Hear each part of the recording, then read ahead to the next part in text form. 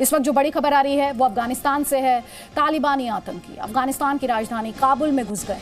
तालिबानियों और सरकार के बीच सत्ता के हस्तांतरण पर बातचीत चल रही है। तालिबान के आतंकियों ने काबुल को घेरा हुआ है। अफगानिस्तान के हालात पर भारत की भी नजर है। सूत्र कह रहे हैं कि भारत सरकार राजनयिकों को काबुल से वापस लाने पर विचार कर रही है।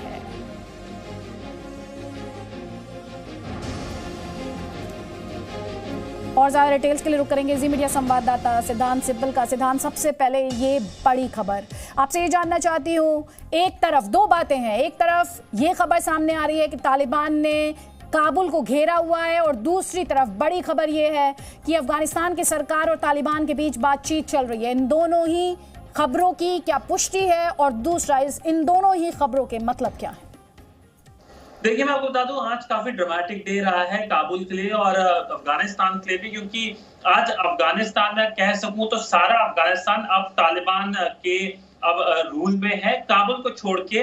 और आज सुबह ये खबर आई कि काबुल को घेराबंदी कर ली है और कहीं कुछ पॉकेट्स में तालिबान आ भी गए थे, पर उसके बाद तालिबान ने एक स्टेटमेंट जारी करी और कहा कि हम काबुल के अंदर नहीं घुसेंगे, हम एक पीसफुल नेगोशिएशन चाहते हैं। मैं आपको बता दूं, ये इसलिए तालिबान ने करा है क्योंकि तालिबान चाहता है कि अगर वो पावर में आए तो उन्हें ग्लोबल और इंटरनेशनल लेजिटिमेसी मिले, और अगर वो वायलेंस के थ्रू लोग अगर मरते हैं, ऐसे आता है तो ऑब्वियसली एक रिएक्शन होगा।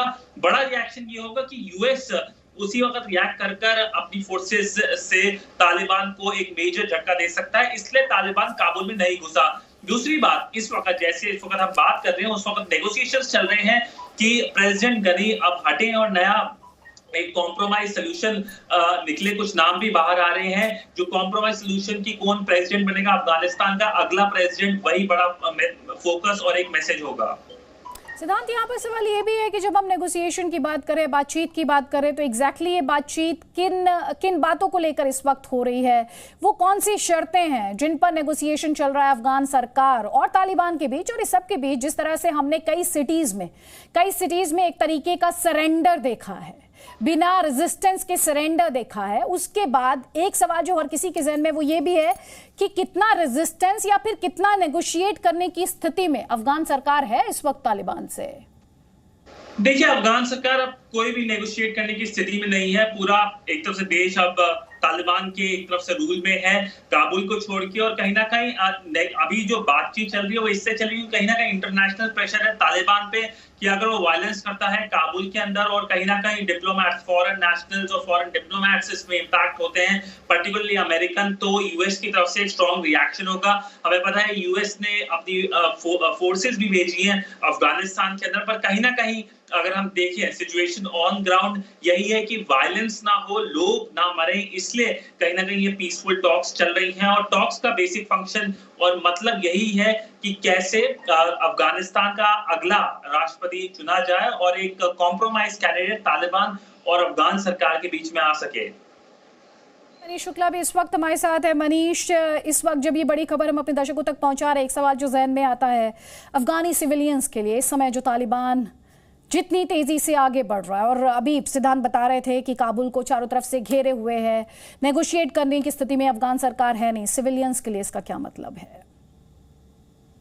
देखिए, जहां तक तालिबान की बात किया जाए तो तालिबान, जैसा कि हम जानते हैं कि वो काबुल के जो बाहरी जो एरिया है आउटस्कर्ट्स में, वहां पर इकट्ठे हो गए हैं और कहीं ना कहीं बैक चैनल से बातचीत भी चल रही है, क्योंकि शायद तालिबान को भी ये बात अच्छी तरीके से मालूम है कि अगर वो काबुल के अंदर खून खराबा करेंगे, अगर वो सिविलियंस पर अटैक करेंगे या फॉरेनर्स को मारेंगे, तो पूरी दुनिया ऑलरेडी इसको लेकर के, अफगानिस्तान सिचुएशन को लेकर के काफी कंसर्न है।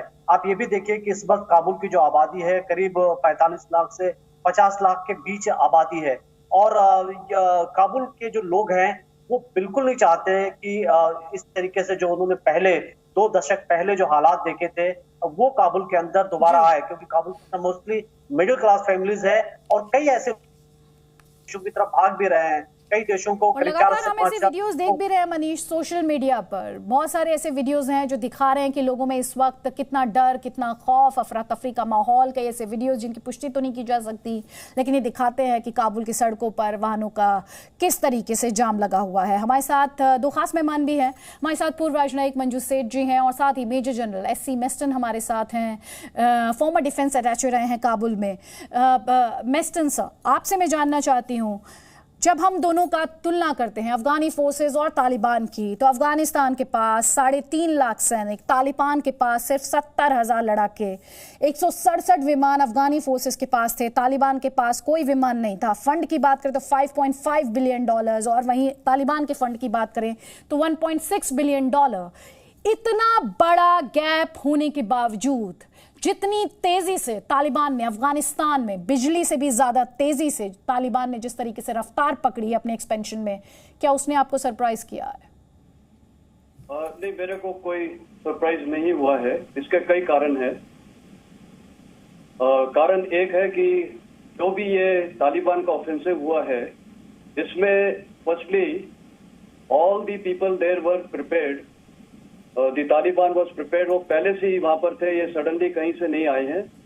दूसरा, सबसे बड़ी बात यह है कि पॉलिटिकल गाइडलाइंस क्लियर नहीं थे, political directive, strategic directive clear नहीं था कि करना क्या है।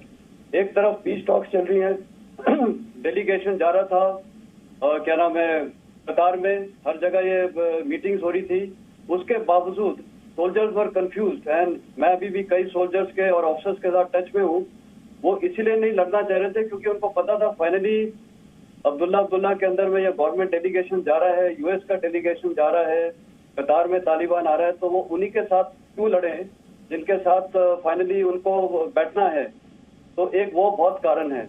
और दूसरा एक और कारण ये है कि इनकी जो लॉजिस्टिक्स थी, जो यूएस का सडनली विड्रॉल हुआ था, खासकर बगराम एयरफील्ड से रातों रात बिना एएनएसएफ को बताए हुए, उसका काफी बड़ा प्रभाव पड़ा है ट्रुप्स के मोराल पे। क्योंकि उनका पूरे समय दोनों 20 साल तक उनका जो नारा था अमेरिकन का और अफगान आर्मी का था, वो shoulder to shoulder, and suddenly वो बाहर निकल गए, वहां से चले गए। और जिस प्रकार गए तो इससे इनका मोराल इफेक्ट हुआ है। लॉजिस्टिक्स इनके सारे तकरीबन खत्म था, क्योंकि लॉजिस्टिक्स पे पूरा डिपेंडेंस अमेरिकन ट्रुप्स पे था, वो एकदम वॉइड हो गया, एम्यूनिशन नहीं था। तो ये कई कारण है। और दूसरा लीडरशिप, अफगान आर्मी की लीडरशिप इटसेल्फ, क्योंकि ये जो जितने टॉप लीडर्स हैं mostly they are erstwhile jihadis और मुजाहिद।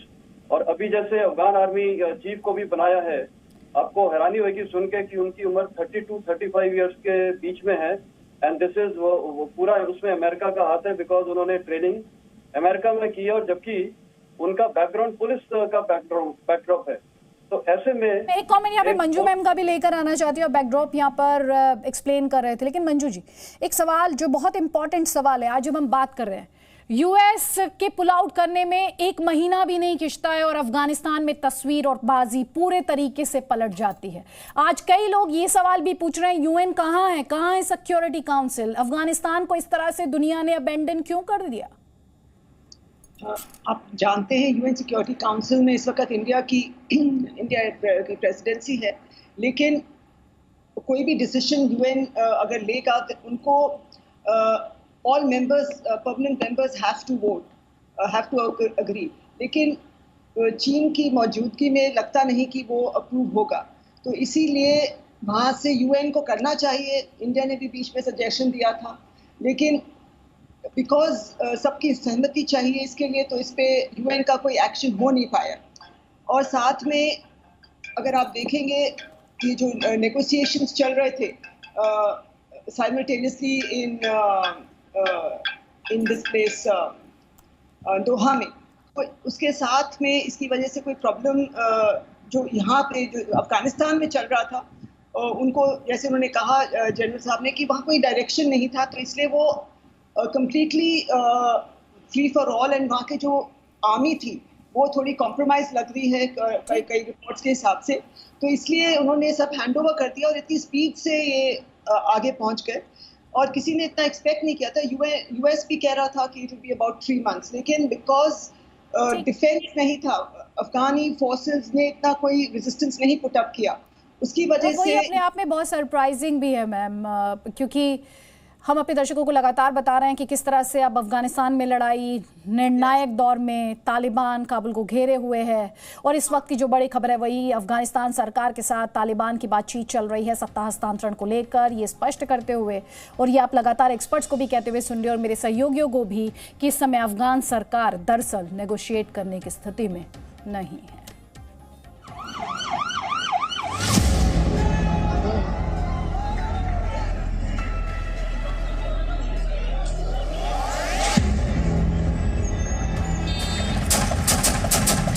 अफगानिस्तान और तालिबान के बीच चल रही लड़ाई निर्णायक दौर में पहुंच गई है।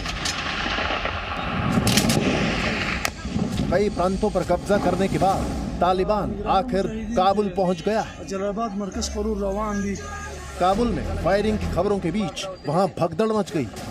अफगानिस्तान सरकार ने भी गोलीबारी की पुष्टि की, हालांकि काबुल में फायरिंग से इंकार किया।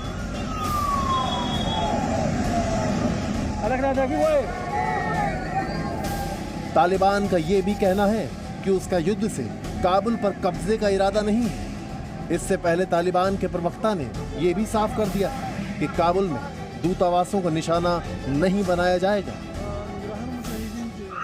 About assurance to diplomats and embassies that there is no danger from our side to them, and that we will not target any embassy, any diplomat, that we have said in our statements not once but many times.